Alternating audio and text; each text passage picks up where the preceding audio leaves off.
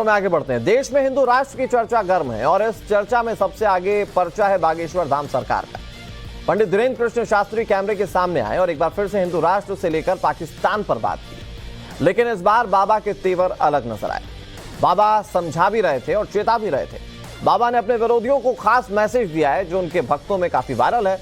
बाबा ने क्या मैसेज दिया, देखिए और समझिए हमारी इस खास रिपोर्ट में।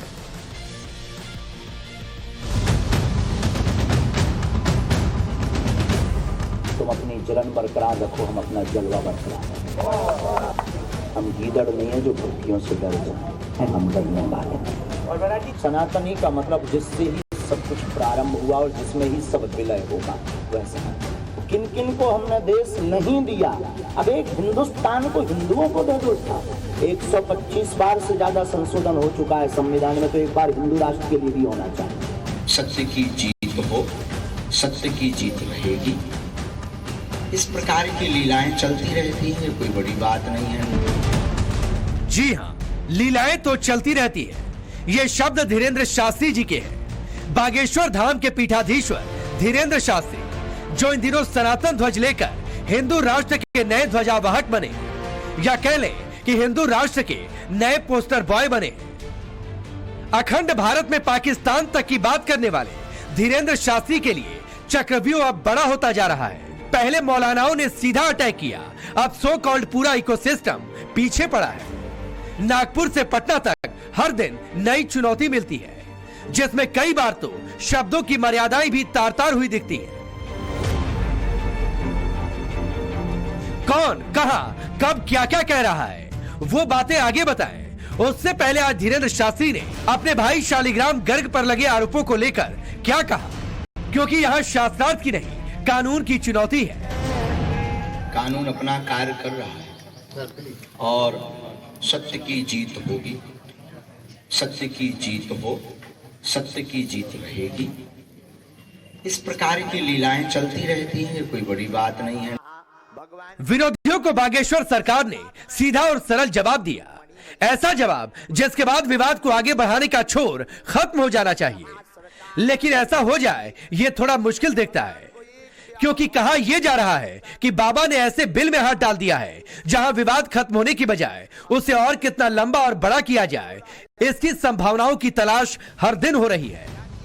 इसीलिए धीरेन्द्र शास्त्री के भाई शालिग्राम गर्ग से जुड़े विवाद में धीरेन्द्र शास्त्री कोई भी सफाई खुद को लेकर दे दे, लेकिन विवाद खत्म हो जाएगा इसकी संभावना दूर दूर तक नहीं, क्योंकि भाई पर लगे आरोपों की जांच भले पुलिस के पाले में डालकर छोड़ दी जाए, लेकिन हिंदू राष्ट्र की गर्जना के बाद से बागेश्वर सरकार का घेरा बढ़ेगा, इसकी आशंका पहले से थी और काफी हद तक ऐसा होता दिखाई भी दे रहा है। धीरेन्द्र शास्त्री कहते हैं वो सच्चे सनातनी हैं और सच्चा सनातनी कभी घबराता नहीं, शास्त्रार्थ की चुनौती को सामने से स्वीकार करता है, भागता नहीं, सामने वाले को भागने पर विवश करता है। भले सनातन की साख को चुनौती उस मौलाना मदनी से क्यों न मिले, जिन्हें दुनिया भर के मुसलमान सुनते हैं, जानते हैं, समझते हैं।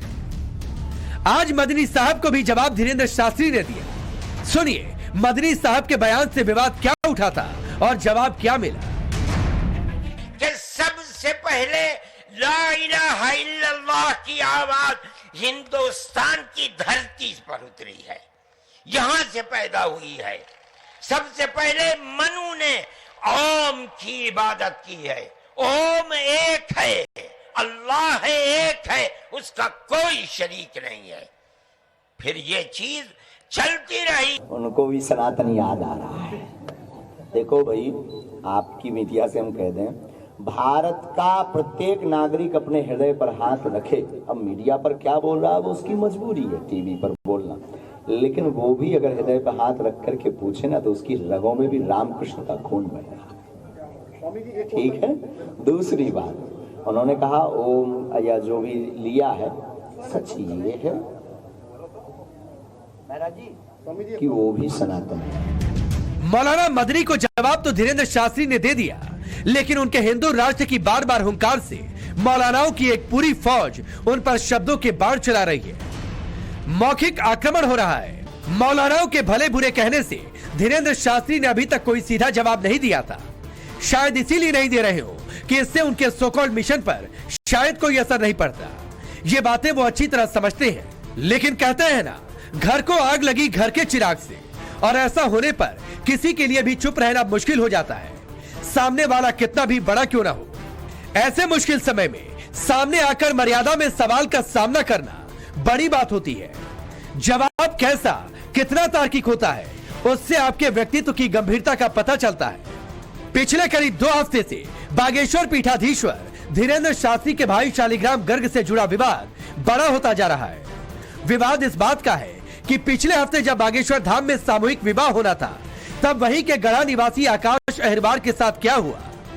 अभी तक जो मीडिया रिपोर्ट से बातें सामने आई हैं, उसके मुताबिक आकाश अहिरवार का आरोप है कि उस पर बागेश्वर धाम में होने वाले सामूहिक विवाह में आकर ही शादी करने का दबाव बनाया जा रहा था। ऐसा नहीं होने पर धीरेन्द्र शास्त्री के भाई शालिग्राम गर्ग ने अब शब्द कहे, हाथ में कट्टा लहराया। ये वीडियो सामने आने के बाद छतरपुर पुलिस इसकी गहराई से जांच करने की बात कह रही है। मामला बढ़ने के बाद धीरेन्द्र शास्त्री पर यह दबाव था कि वो इस बारे में कुछ बोले। बागेश्वर सरकार ने बाजाबता एक प्रेस कॉन्फ्रेंस बुलाई और उसमें उन सारे सवालों के जवाब दिए, जिसे लेकर एक हवा बनाई जा रही थी कि बाबा ने जानबूझकर चुप्पी साध रखी है, इसलिए कि मामला उनके भाई से जुड़ा है। लेकिन फूंक फूंक कर कदम रख रहे धीरेन्द्र शास्त्री ने इस पूरे मामले में गेंद पुलिस के पाले में डाल दी। भारत की न्याय व्यवस्था पर 100% उम्मीद जता दी, अपने विरोधियों को सीधा जवाब दे दिया। कैमरे के सामने एक बार फिर से अपने उस मिशन की याद दिला दी, जिसने उन्हें पूरे हिंदुस्तान में एक नई पहचान दिला दी। हाथी चले बाजार। दूसरी बात, उसका जवाब ये है, इंटरनेशनल साजिशें हैं, सेम टू यू। तीसरी बात, तुम अपनी जलन बरकरार रखो, हम अपना जलवा बरकरार रखें। चौथी बात, हम गीदड़ नहीं है जो भभकियों से डर जाए। पांचवी बात, भगवान राम को भी लोगों ने नहीं छोड़ा, महावीर पर भी पत्थर मारे, मीरा को भी जहर पिलाया, भगवान कृष्ण को भी तांत्रिक कहा, तो हम तो आम हैं, हम डरने वाले। बागेश्वर सरकार को पता है कि चुप रहना किसी समस्या का स्थायी हल नहीं होता। समस्या सामने आए तो उससे लड़ना होता है, 2-2 हाथ करने होते हैं। कई बार वो 2-2 हाथ करते हुए दिखना भी होता है, खास तौर पर जब आप सार्वजनिक जीवन में बड़े होते जाते हैं, हजारों लाखों की आस्था के केंद्र बिंदु बन जाते हैं। तब आप ये कहकर, ये सोचकर सवाल से छुटकारा नहीं पा सकते कि मामला अमुक जगह का है, मामला अमुक प्रदेश का है।